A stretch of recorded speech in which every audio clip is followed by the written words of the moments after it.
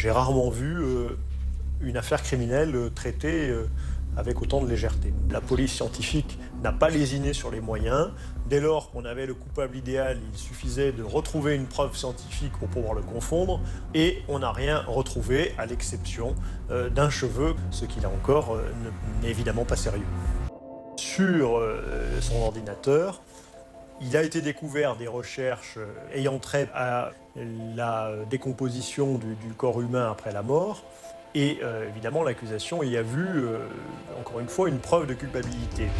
On a appris qu'au mois de juin 2003, c'est-à-dire au moment de la disparition de Nadine Chabert, contrairement à ce qu'avait avancé l'accusation, il n'était pas possible de couler un quelconque corps dans le béton, tout simplement parce que les murs avaient été édifiés depuis bien longtemps.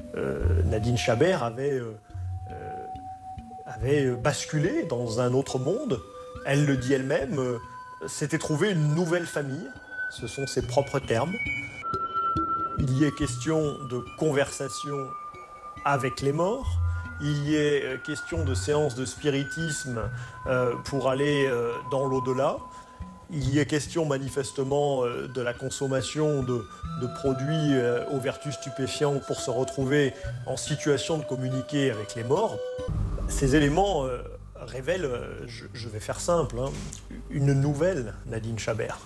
Je comprends bien que ces éléments n'intéressent pas l'accusation dans l'hypothèse où c'est la culpabilité de Patrick Chabert qu'il faut établir.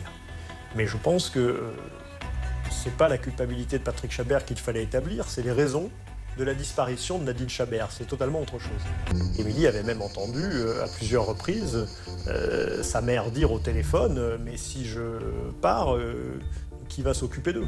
Je n'ai pas ménagé ma peine pour faire ressortir devant la cour d'assises d'appel toutes les lacunes, toutes les errances de la procédure, toutes les erreurs d'orientation.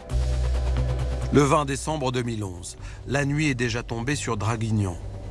Le jury se retire et après 4 heures de délibéré, l'acquittement de Patrick Chabert est prononcé.